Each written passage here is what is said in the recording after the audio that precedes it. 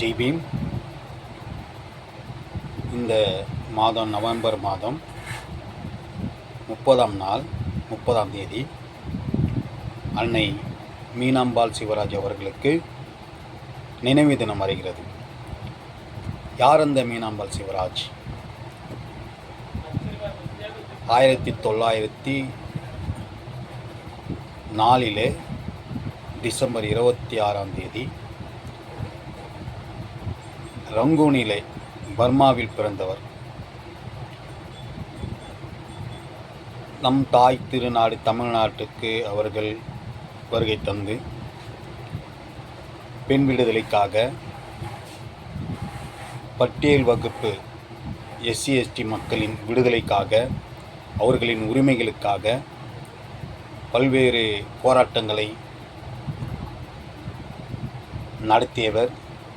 பிறர் நடத்தியதில் பங்கேற்று சிறப்பு செய்தவர், சிறப்பித்தவர். மற்றும் இந்திய எதிர்ப்பு போரினிலே முதல் பெண் தளபதியாக விளங்கியவர்.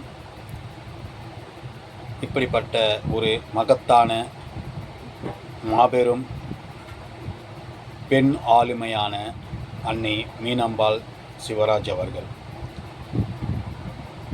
அவர்கள்தான்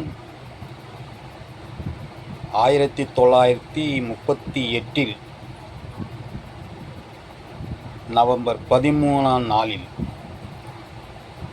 காஞ்சிபுரத்தில் பெண்கள் மாநாடு கூட்டி, அந்த மாநாட்டிலே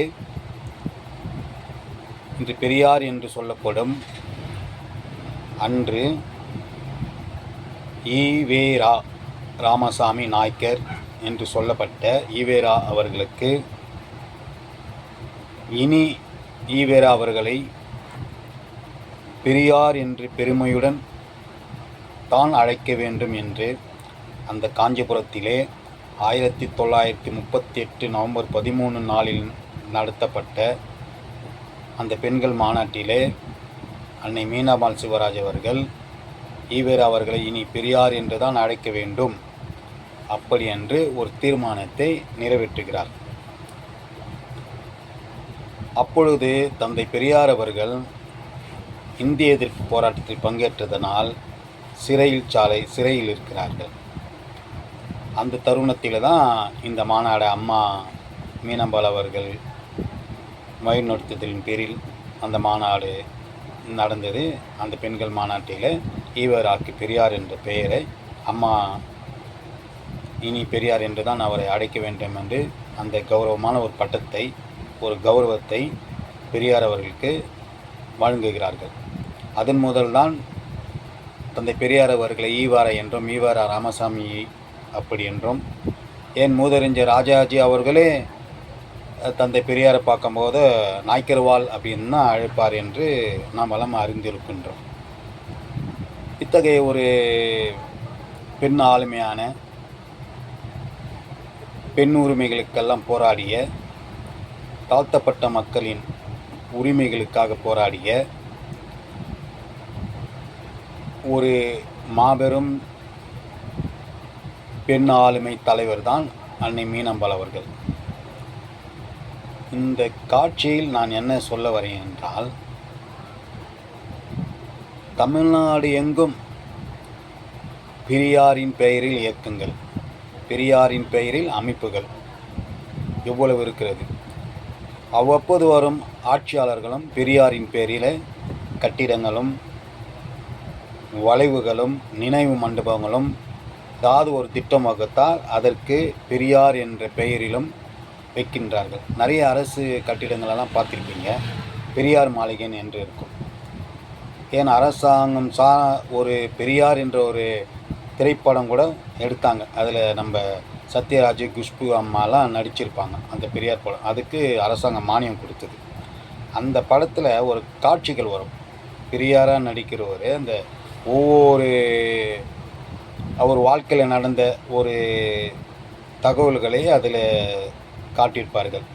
அவர் எங்கெங்கெல்லாம் போனார், யாரெல்லாம் பார்த்தார், யாரெல்லாம் சந்தித்தார், பாபா சாஹிப் டாக்டர் அம்பேத்கரை சந்தித்ததெல்லாம் கூட இருக்கும் அந்த படத்தில் காட்சிப்படுத்தப்பட்டிருப்பாங்க. ஆனால் பெரியார் என்று பெயர் வைத்த அந்த பெரியார் திரைப்படத்தில் அன்னை மீனாம்பாள் அவர்கள்தான் ஈவேரா அவர்களுக்கு பெரியார் என்று அவர்களை அழைக்க வேண்டும் என்று பெண்கள் மாநாடு கூட்டி அவரை கௌரவித்தார்கள். அவருடைய உழைப்புக்கும் அவர் ஆற்றிய தொண்டுக்கும் அம்மா மீனாம்பாள் அவர்கள்தான் தந்தை பெரியார் அவர்களுக்கு பெரியார் என்ற ஒரு பட்டத்தை, ஒரு கௌரவத்தை சூட்டினார்கள் என்று அந்த பெரியார் என்ற திரைப்படத்தில் கூட ஒரு சிறு நொடி கூட அந்த எந்த இடத்துலையும் அதை காட்டவில்லை, மறைத்தார்கள் தான் நான் சொல்லுவேன். அதுதான் உண்மையும் கூட. அப்படி இருக்கட்டும், அது இருக்கட்டும்.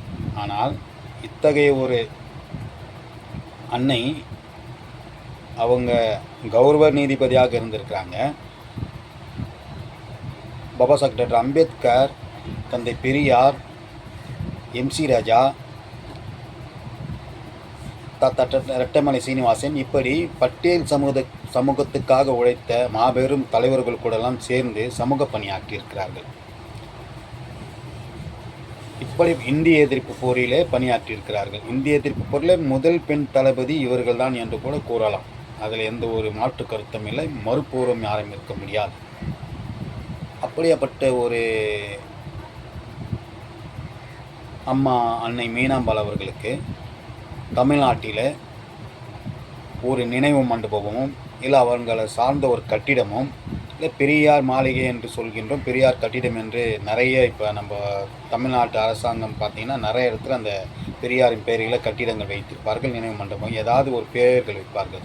பெரியார் திட்டத்தில் கூட பெரியாரினுடைய பெயர் வைப்பாங்க. அதை நம்ம வாழ்த்த வேண்டிய பெரியார் நமக்காக உழைத்திருக்காங்க, இந்த தமிழ்நாட்டுக்காக வேலை செஞ்சுருக்காங்க. அந்த அவரின் பெயரில் வைப்பது ரொம்ப நன்றி கடனாகும். அதே போல் அவருடைய கட்டிடங்கள் இருக்கும் இடத்துலையோ அந்த கட்டிடங்கள் கட்டி அவர் பெயர் வைக்கிற இடத்துலையோ ஒரு அனெக்ஸ், அதற்கு அன்னை மீனாம்பாள் கட்டிடம் அப்படின்னு கூட வைக்கலாம். இல்லை அன்னை மீனாம்பாள் பெயரில் ஏதாவது ஒரு பெண்களுக்கான ஒரு திட்டத்துக்கான அவர்களுடைய பெயரை வைக்கலாம். எதையுமே செய்யலை. காரணம் என்னன்னாக்கா, தாழ்த்தப்பட்ட சமூகத்தில் பிறந்தவங்க, ஆனால் தாழ்த்தப்பட்ட சமூகத்தில் பிறந்தவர்கள் தான் அவர்கள், ஆனால் சாதாரண குடும்பத்தை சேர்ந்தவர்கள் அல்ல. அவர்கள் தந்தை மிகப்பெரிய வல்லமை படித்தவர், பெரும் பணக்காரர். அப்படிப்பட்ட குடும்பத்தில் பிறந்தவங்க தான் தமிழ்நாட்டுக்கு வந்து அவங்களுக்கான பணிகளை செய்து கொண்டிருக்கும் பொழுது தந்தை சிவராஜ் அவர்களை மணமுடித்து அவருடைய திருமண வாழ்க்கை செய்து கொண்டு அவருடன் இருந்து கொண்டு அவருக்கு பக்கபலமாக உறுதுணையாக அவர் ஆற்றிய பணிகளுக்கு அவருக்கு துணையாக இருந்து பணி செய்தவர்கள் தான் அன்னை மீனாம்பாள் அவர்கள். கௌரவ நீதிபதியாகவும் இருந்திருக்காங்கன்னு ஏற்கனவே இப்போ சொன்னேன். அப்போது இப்படியாப்பட்ட ஒரு அன்னை மீனாம்பாள் அவர்களுக்கு இந்த திராவிடர் ஆட்சி காலத்திலேயே அந்த அம்மாவைக்கு ஒரு நினைவு கூறும் வகையிலோ இல்லை அந்த அம்மா பெரியார் என்ற பட்டம் சூட்டி இங்கே நம்ம ஈவேரா அவர்களை பெரியார் என்ற அடுக்கத்துக்கு காரணமானவங்க அவங்க தான் என்ற ஒரு நன்றி கடனுக்காக அந்த அம்மா பேரில் அன்னை மீனாம்பாள் அவர்களுக்கு பேரில் எந்த ஒரு திட்டங்களும் இல்லை, ஒரு மண்டபம் இல்லை, இல்லை ஏதாவது ஒரு கட்டிடம் கட்டி அதுக்கு பெரியார் என்று பெயர் வைத்திங்கன்னா அந்த கட்டிடத்துக்கு பக்கத்தில் ஒரு சின்ன அனெக்ஸ் மாதிரி கட்டி அதற்கு அந்த அம்மாவுடைய பெயர் வைக்கணும், அந்த மாதிரியான எண்ணம் சிந்தனை கிடையாது. காரணம் அவங்க எவ்வளோ பெரிய வீட்டில் பிறந்தாலும் ஒரு நல்ல ஒரு வசதி வாய்ப்புகளுடைய பெரும் பணக்காரர் வீட்டில் பிறந்திருந்தாலும் நம்ம தாழ்த்தப்பட்ட வகுப்பை சார்ந்தவர்களுக்கு என்பதற்காக அவர்களுடைய வரலாறுகளை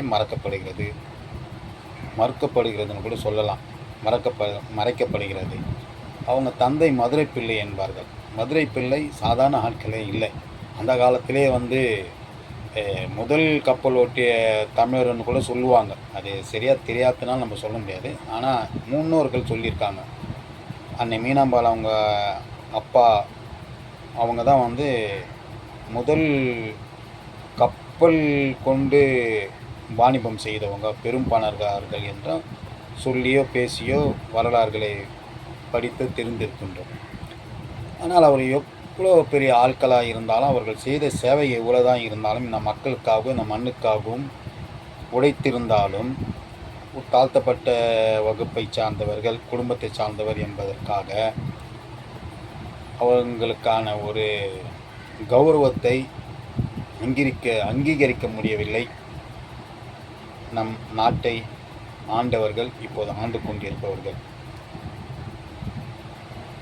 ஆக இப்போ இருக்கிற இந்த திராவிட மாடல் அரசுக்கு மாண்புமிகு முத்துவேல் கருணாநிதி ஸ்டாலின் அவர்களுக்கு நான் சார்ந்திருக்கும் ஜெய் அம்பேத்கர் நலசங்கத்தின் சார்பிலே ஒரு வேண்டுகோளை வைக்கின்றோம்.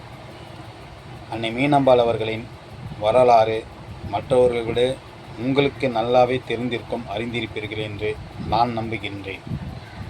ஆக அவர்களுடைய வரலாற்று சிறப்பை இனிவரும் மக்கள் நினைவு கூற வேண்டும், அறியப்பட வேண்டும் என்பதற்காக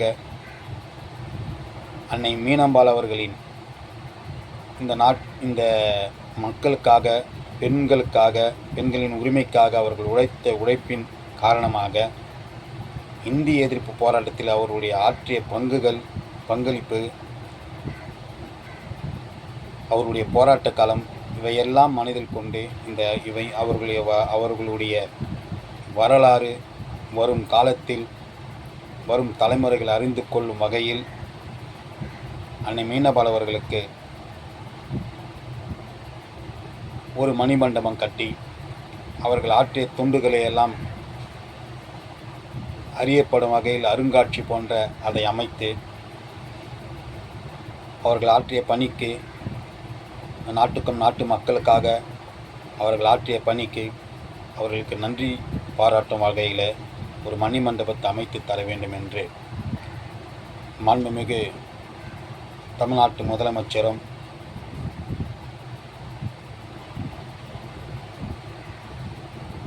சமூக நீதி காக்கும் தளபதியாக விளங்கும் மாண்புமிகு முத்துவேல் கருணாநிதி ஸ்டாலின் அவர்களை மீண்டும் ஒரு முறை கேட்டுக்கொள்கிறோம். இது எங்களுடைய கோரிக்கை மட்டுமில்லை, தமிழ்நாட்டில் வாழும் ஒட்டுமொத்த பட்டியல் வகுப்பு மக்களுக்கும், பட்டியல் வகுப்பு சார்ந்த இயக்கங்கள், கழகங்கள், கட்சிகள், அமைப்புகள், சங்கங்கள் வைத்து சமூக பணியாற்றி கொண்டிருக்கும் தலைவர்களின் விருப்பமும் கோரிக்கையும் கூட நான் கேட்கும் கோரிக்கை. ஆக வரும் நவம்பர் 30 அம்மாவுக்கு, அன்னை மீனம்பாள் அவர்களுக்கு ஈவேரா ராமசாமி அவர்களை ஈவேரா என்று அழைத்ததை இனி பெரியார் என்று அழைக்க வேண்டும் என்று பெண்கள் மாநாட்டு கூட்டி அதில் தீர்மானம் நிறைவேற்றிய அன்னை மீனம்பாள் அவர்களுக்கு இந்த ஆட்சியிலேயே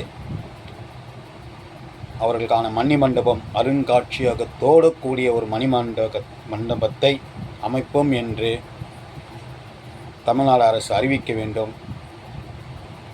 அப்போதுதான் இது உண்மையான சமூக நீதி ஆட்சி, சமநீதி தருகின்றது என்பதை நாங்கள் எல்லோரும் ஏற்றுக்கொள்வோம். ஆக மீண்டும் மீண்டும் வலியுறுத்துகின்றோம், அன்னை மீனம்பாள் அவர்களின் வாழ்க்கை வரலாற்றை வருங்காலம் தலைமுறைகள் அறிந்து கொள்ள நல்லதொரு இடத்திலே எல்லோரும் பார்க்குமானியான ஒரு சென்னையில் மிகப்பெரிய இடத்தில அன்னை அவர்களுக்கு ஒரு நினைவு மண்டபம் அருங்காட்சியோடு அமைத்து தருமாறு கேட்டுக்கொள்கின்றேன். நன்றி, வணக்கம்.